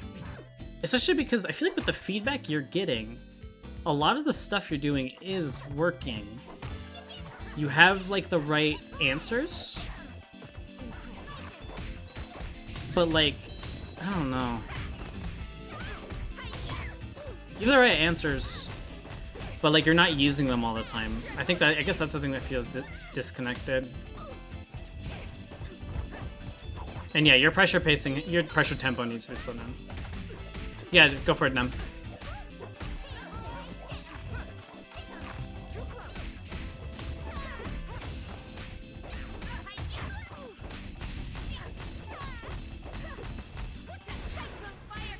Okay. This is good.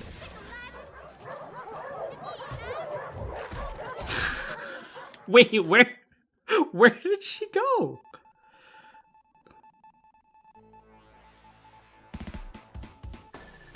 Okay, let me see this again. Okay, she's over there.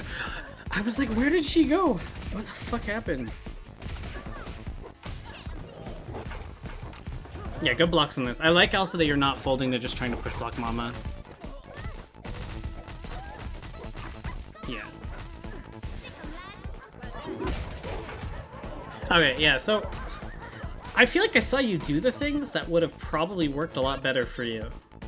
Because you were dash blocking more. And I think you were defending well, you were just choosing to like act a lot sooner on defense than I think you realistically needed to. Because keep in mind, solo palm offense, like, especially in the corner, is kind of whatever. She's got to have dogs to have that extra support. Mid-screen, you have to think about the cross-ups a little more, so that's not quite the same scenario. But in the corner, solo palm...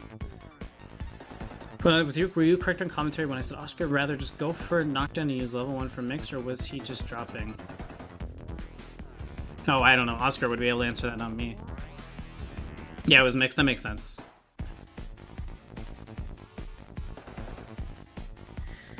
It's like you've represented every good solution, you just didn't keep doing them. And like, yeah, Oscar is experienced in the game, so he probably would have adjusted to those things, but you would have at least put it, like, advanced the layers that were being played, right? I think the biggest thing, though, is like, you just lose offensive opportunities from trying to attack too fast. Throw is completely missing from your game plan. It's mostly just post-block IID mix, which I'm sure I can almost tell you for certain Oscar has been dealing with for like 3 fucking years or whatever, however long this game has existed. Like, yeah. I think when you were staggering lows, which you did do a couple times in game 1, it was working out pretty well for you.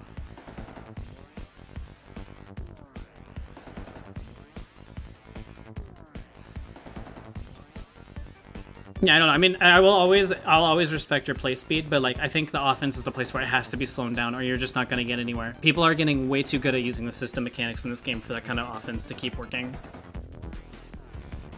And I think on paper it makes sense because the layers after IAD are kind of a good offensive situation for Tien, especially if you know they're going to push block like an IAD JB or something. But I don't think you can keep playing that same scenario over and over. It has to be moved somewhere else.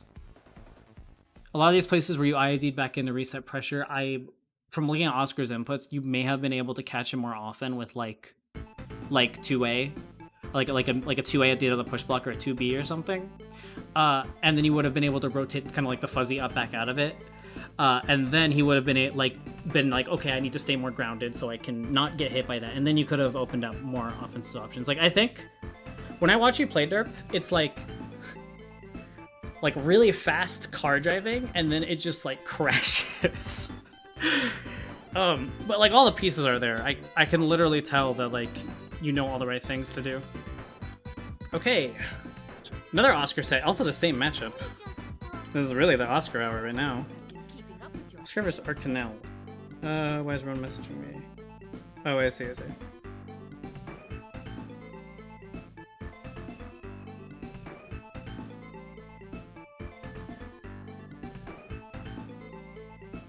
Oh my god, Uri is asking for horse games. That makes me so happy.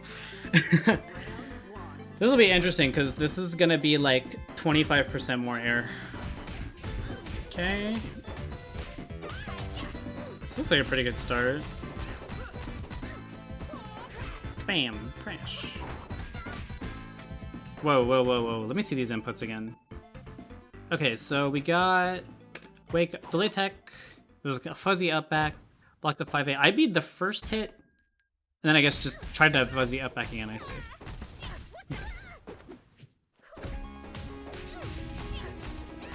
I think a lot of... Already, I don't feel like I'm seeing much media 2A. I feel like that media 2A has to be on the stack.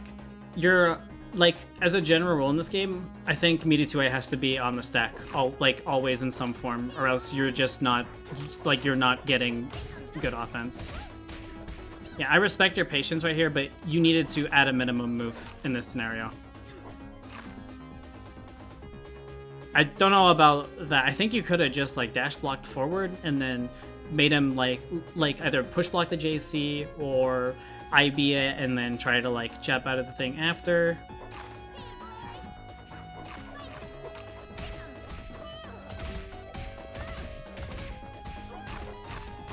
Okay. Palm Max JD combos are so satisfying. What the fuck was this? What got pressed? Okay, let's see. Oh, I see. That was like an up forward attempt. Okay.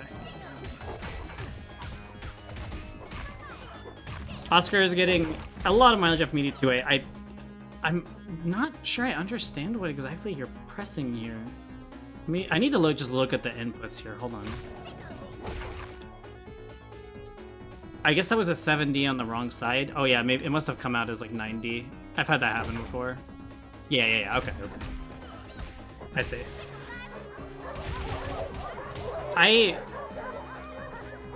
Arcanel, the thing that we talked about with Oleander, same principle applies to Palm. Like, you really should just hunker down until you have a reason not to. You look so pressured and anxious to get out and escape.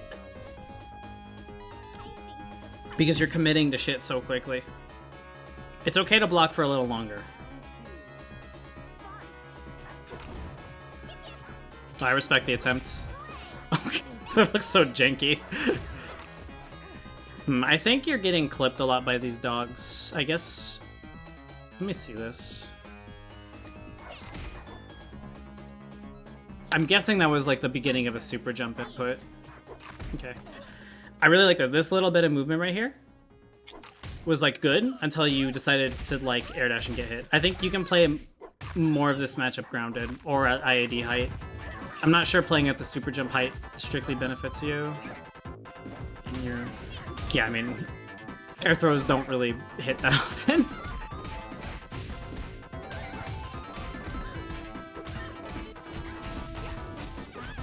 Okay, this is good. Full corner carry, lots of damage. Yeah, level 1. Okay, makes sense.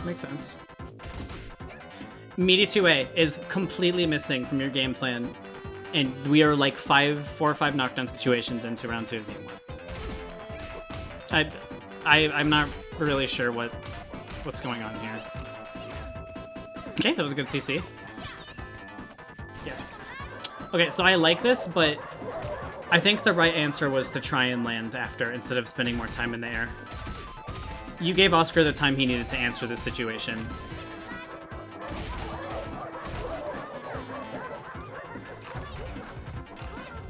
Oh my god, that fucking dig dog block string is really sick.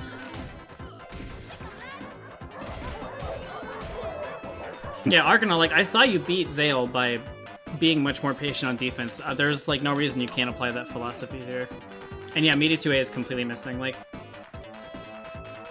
I honestly don't even know where to start talking about the neutral either, because I feel like there's more of a flaw in the offense than there is anywhere else. How do I think sets would look in this game if it was always after 3 set 2? It would take forever. TFH is an explosive game, but not that explosive. This game does not need to be 3 out of 5 all the way through. Yeah. Do you... Everyone, go back. Pay attention to what Oscar is doing here.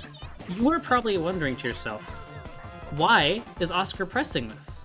Well, because two things are established here, right? First of all, this palm frame is great. First of all, Arcanel has shown that he's going to super jump forward and air dash and press something at Oscar, so he's preemptively covering that. But also by representing this space, Oscar is saying, I am thinking about this space. We are energetically aligned. I am covering this space in the air. Do not test me, you silly Spyro Dragon, right? He is establishing that you're not going to play this height, and you actually respond to this. You're not thinking about super jump. You try to go for Firecracker. Oscar is like taking advantage of the fact that he's visually showing you what he's doing. It's almost the opposite of disguising your intentions in neutral, where you are getting your opponent to behave a certain way, but making your intentions obvious. It's a little backwards from the thing that I've talked about before.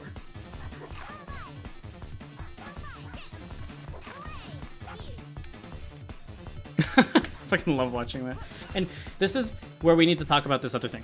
The corner in this game, in any fighting game, is the corner, your distance to the corner is a resource.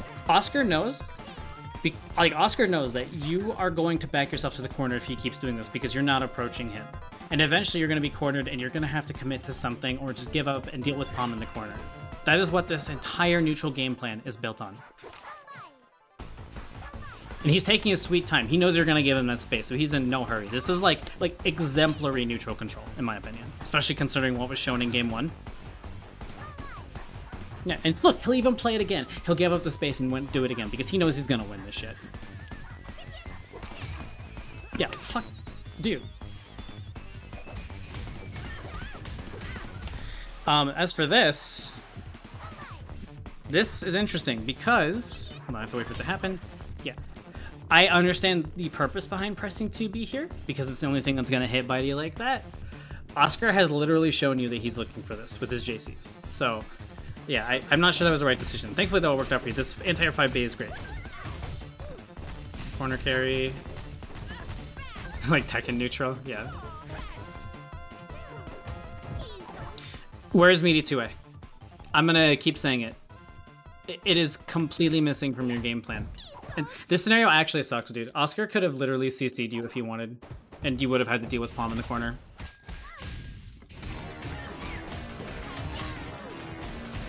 I understand why he didn't, because that's like... CC's a little more expensive on Palm than most characters. I think her and Oleander are the biggest meter bars. Someone correct me if I'm wrong, but I believe that's correct. What if Sonic Fox returned to Velvet? They'd be one of the best players in the game. But they've said that they don't think TFH is for them, so. Okay. Interesting use of Chopper. I haven't actually seen Chopper in this matchup in a fucking minute, except K9 when she's memeing. Oh.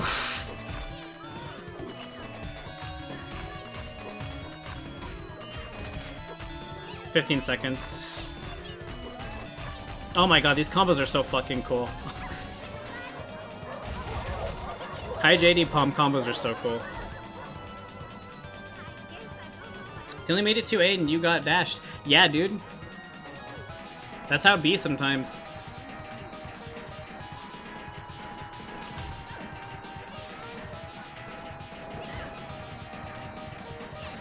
I mean, dude, if I was Oscar, I wouldn't respect your wake up. Like, what are you showing him on wake up that's threatening him? Nothing. I'm gonna guess that you thought that was gonna whiff and you wanted to like whiff punish it or something.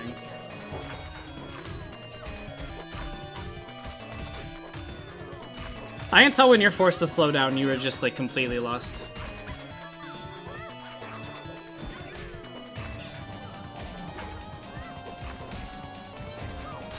This is like also. I mean, I'll also credit to Oscar. Like this is exemplary, like Tien counterplay in a lot of ways. Okay, gotta make this count. I don't know about the throw, but I'm glad that worked out for you. Probably were scared of Mama, which makes sense. I think you should have just focused on corner carry here.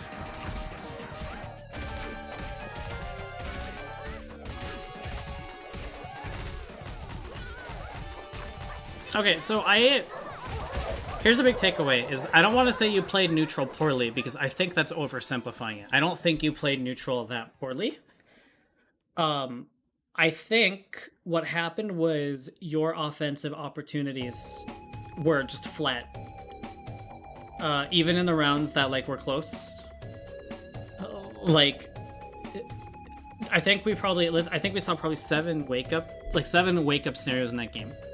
And I think I saw you tried to meaty 2A once. That is not enough to put a meaningful threat in front of Oscar. Not to mention, if you look at Oscar's inputs, he's like fuzzy out backing on wake up a lot because like you're not threatening that. Like this is. I don't even want to focus on the neutral because I really feel like we're not there yet almost. You know? I'm not really sure how else to phrase it. Like, you open up all of your cool offense shit that I know you can do when you represent meaty 2A more. If they're gonna use command dash, let them.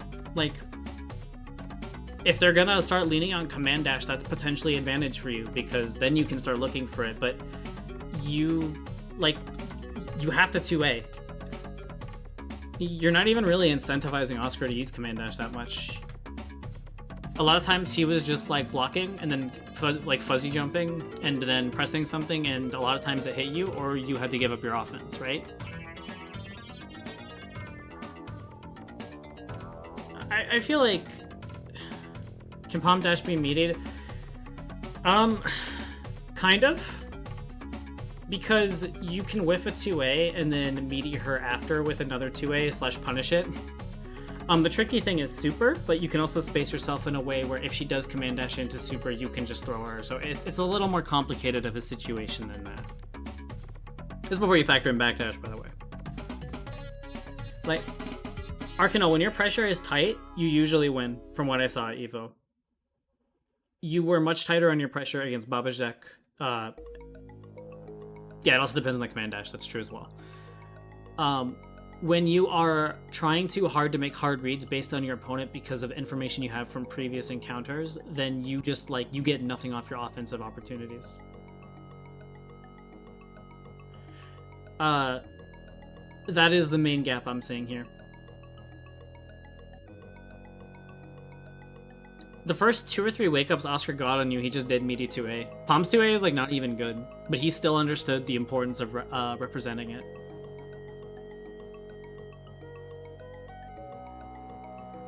Yeah. I think you actually adjusted okay in neutral. I don't know, I think you give yourself permission to block for longer against Palm. It's actually just the thing I said against Derpinator too.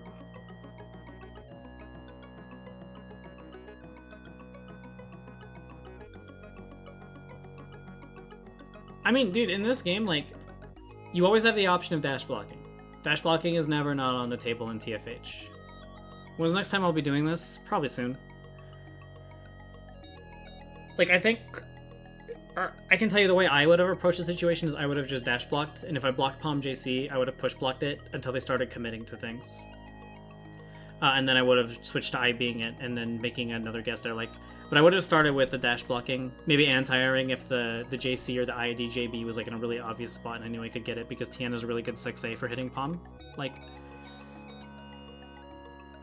your play slowed down.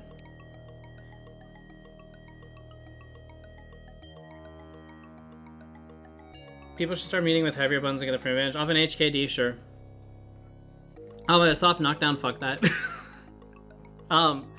I think it has... I think if you know that they're not gonna roll, then yeah. But it's dicey. Yeah, 5C after HKD on Tian's super sick. Arizona players like Meaty 5C a lot too. It's situationally good. Situationally good. I think there's a future where we see that more, but it might not be. It might not be until some things evolve in the game. I want to say that actually already exists in some specific player matchups. But I think we have to get everyone to use meaty 2As more often before we can even, you know, talk about that. All right, Ice.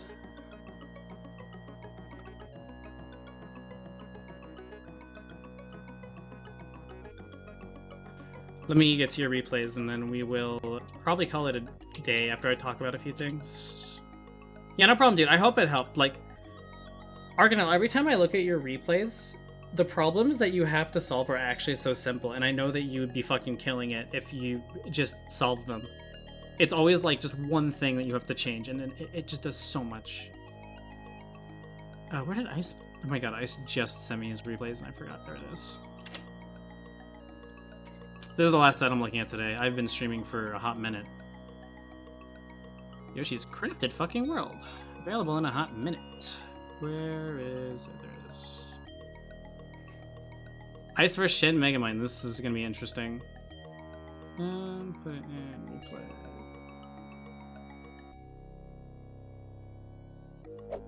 Refresh it. Oh my god, these are in such a weird order.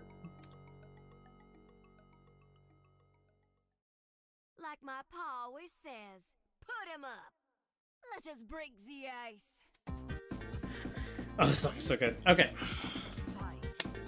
Final Showdown replay analysis. Yes, feel free to put them in the replay analysis channel on my stream Discord, Gaijin, and we'll work on that. I might be able to do some tomorrow. I'm not sure yet, though. Okay, let's see. This is gonna be interesting.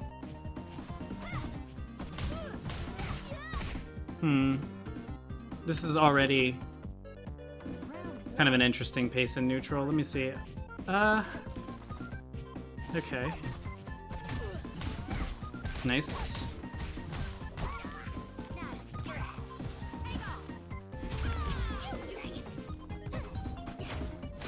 Don't mash on the way down unless you have a reason to. Way too early in the set to be starting to commit to something like that. Just as a general rule. That was nice. I really like how you answered the situation. You just staggered too long. Like, okay. You want to keep your things tight, but still slow down a little bit by default. I understand why you staggered at 2B. This is good information nonetheless. There's a link to the stream Discord on my channel page. That's like usually the easiest place for me to see them. You can also just DM them to me. That's totally fine too, honestly. Okay. Yeah, you got good information off of this. Most of your decisions were fine. It was just the information. Yes, thank you, Gaijin. Nice. That was sick. Fucking love that shit. Because this is Velvet, I think the right play may have been to prioritize your magic build right here instead of the HKD. Okay. Jumping at a gun a bit on the 6B, but we'll wait before we get there. Nice! That was a really good air there. I love when Arizona's actually use JB like that. That's actually so sick.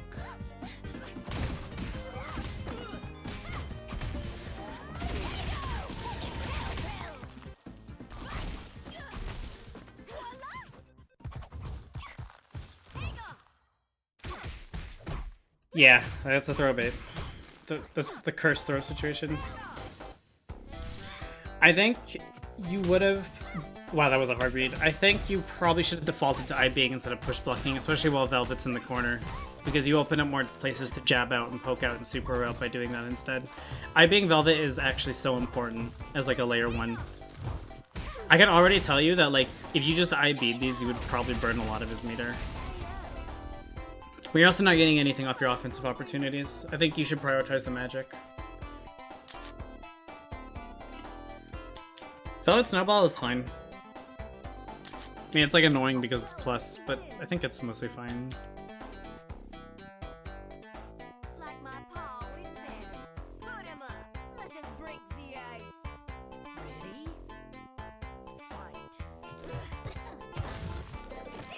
That was nice. Actually, I didn't even think that was gonna hit. I thought you might be too far away. Yeah, this is good. I don't agree with this, only because this takes him into the corner, and you want Velvet in the corner. Like, Velvet's defensive RPS options are good, but remember, she doesn't have the kind of disengage. She has to commit to get out. And I think you would have benefited significantly more if you had just kept her cornered. Looks like the mid-screen mix-up is working out for you, so it might be that Shin's just not as good at dealing with it. But in general, I think that that's the right thing to do. Meaty 2A is kind of missing from your game plan. That was a really nice dead buck, though. It's not, actually, it kind of works for you in the meter economy, too. Yeah, you should have killed off that. Would have been worth it. Okay, good magic dash, nice.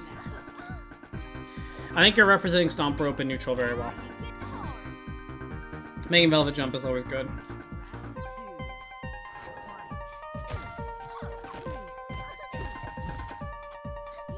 I think if you want to stagger like that, you should just delay your Gatling into 5C. Or 2C if you would prefer, but probably 5C. Yeah, you're push blocking in the air a lot, and like you're getting hit by like some of these stray eruptions after landing.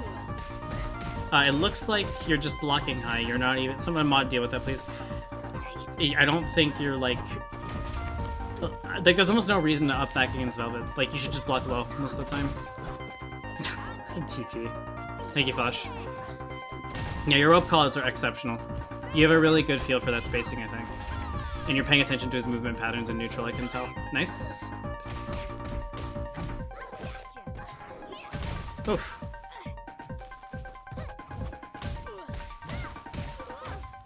Yeah, Ice, you have to stop pushing buttons on the way down until you have more information. Because Shen is like dedicated to keeping you in as tight of a block string as he can. Even if they're air push block attempts, either way, you shouldn't commit to that in the air until you have a better reason to, I think.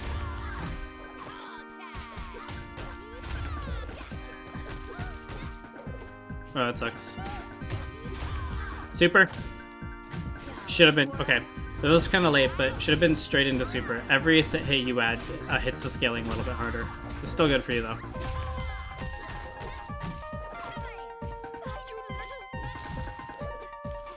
I think if you're gonna bait DP this patch, you should just block, because Velvet DP seems to trade a lot more, and like, in general, I feel like because it's -2, you can just play the post DP game. So if they're gonna keep spending magic on DP to try to keep it tight, by all means, let them. This is so scrambly. Nice. That was a more acceptable 6B. I think you're playing the neutral fine. I think you do a lot better when you try to focus on getting yourself into establishing a threat in the Stomp Rope range than if you do try to get close. You seem a lot more comfortable running your offense from an Oki situation you're comfortable with rather than just straight up from like a block 2A, and I think that's something you need to work on. You want to be able to turn everything they block in neutral into at least something threatening that will make them commit to escape. Excellent. You've shown me my own thing. My own advice. This is nice. I still think you could maybe do Stomp A in these situations a bit instead, and then Tick Throw after, because like, I think you want to try to not take Velvet out of the corner if you're able to. Just in general. She has such a good backdash, and her DP is really good, and she has a million fucking meter for CC. All the time.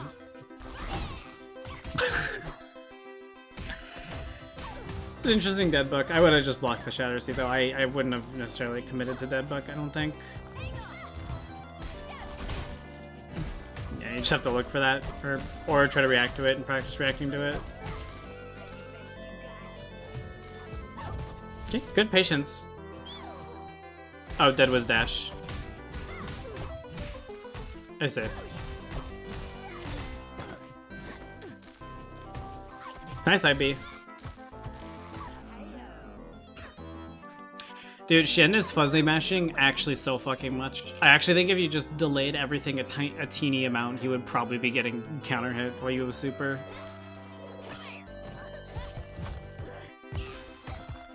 Nice block after. I think if you're gonna be, let me just go through this again. If you're gonna be in this situation where like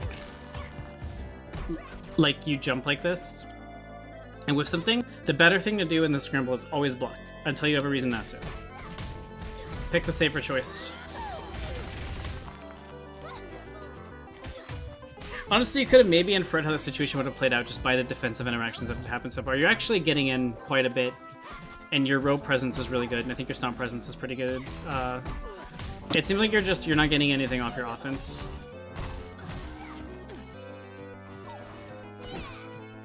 And I don't think you really have to do that much. I literally think against this kind of player, you just have to delay things slightly because they're gonna hand you the free counter hits on paper. But you're playing the neutral well, I think.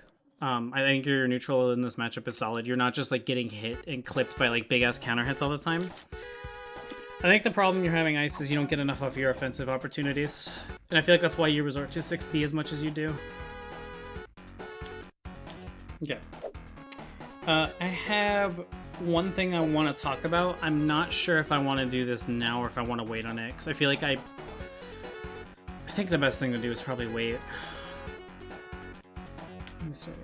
Yeah.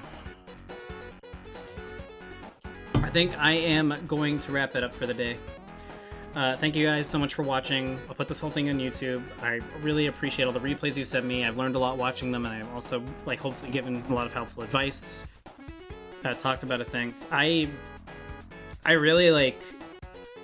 I'm really glad that we got to at least see some of these matches because it sucks that it was streamed. Have a good day, guys.